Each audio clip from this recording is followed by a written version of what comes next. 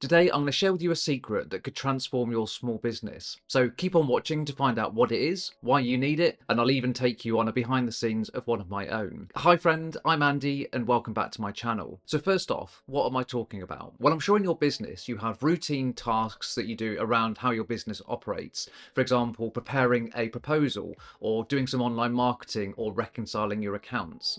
It's all about your business doing its day-to-day activities. And for each of these, you'll have a certain outcome. So you'll want something to be achieved. And I'm sure there are some steps, there may be a checklist or things that you go through to get to that outcome. Putting this all together, if you have routine tasks in your business, which is related to the operations of your business, and there are certain steps to go through, like a procedure, we end up with SOPs, which are standard operating procedures. And it's using SOPs that will transform your business. Don't overthink the name. SOPs are a bit like a recipe, so it's a certain number of steps to get a certain outcome that you want. And don't just think of these as documents or pieces of paper that go and live in a drawer and are never used. Rather, they're really important, and I'll get onto that in just a bit. I'd love to know if you've heard of SOPs before, so if you have, drop SOP into the comments below, or if you're brand new to it, then just drop the word new. I'd really love to know. So next up, why use them? Well, imagine that you went away on holiday and you left the running of the business to your team. There may be some tasks that they can just crack on with because perhaps they've done them a lot of times before, or they think they know how you do them and so they try and pick them up yourself.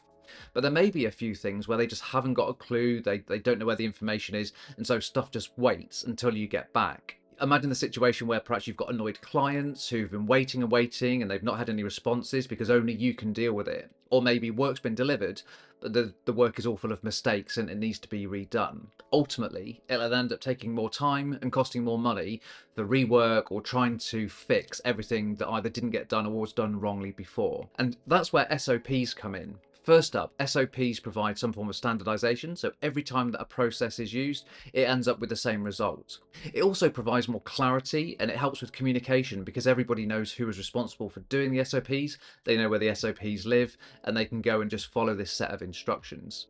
It also helps your business to be more robust because if somebody is ill or somebody goes away on holiday or even just leaves without notice, information isn't stored with that specific member of staff, but rather it's stored in the business itself and people can go and refer to it as they need to. And I said earlier, don't think about SOPs as just documents. They are assets within your business and they've got certain information like your intellectual property. You know, maybe you do things in a unique way. Also, it's got relative information added like assignees and owners and review timelines. And I can show you that using my Notion template in just a second. But they also are really important to the value of your business. Think of a company like McDonald's. They've got a huge number of processes that go and make sure that no matter where you are in the world, you get the same result when you go and order a burger. So SOPs are a key way of systemizing, standardizing, and outsourcing within your business. I really hope you're finding this video useful. If you are, please consider hitting the subscribe button and the notification bell so that you don't miss out on any future videos. Now you know what an SOP is and why to use it, let me show you around an example one using my free Notion SOP Directory template. And if you want to grab this, I'll drop a link down into the description below. So here's an example holiday request approval process. And you'll see we've got various bits of information in here. At the top, we've got the status. So this can let us know what stage is it at in terms of its life cycle. So is it being written? Does it need to be approved? Are people using it actively? And that's what this one is, so active.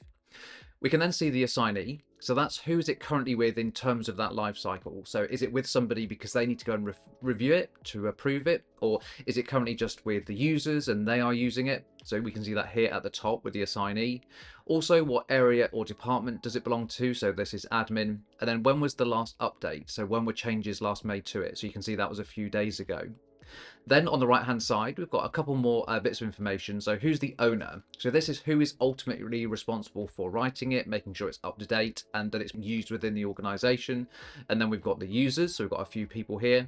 And we can also track the update frequency. So this needs to be updated every 90 days. So we can see that the next time this is going to be looked at will be the 14th of September.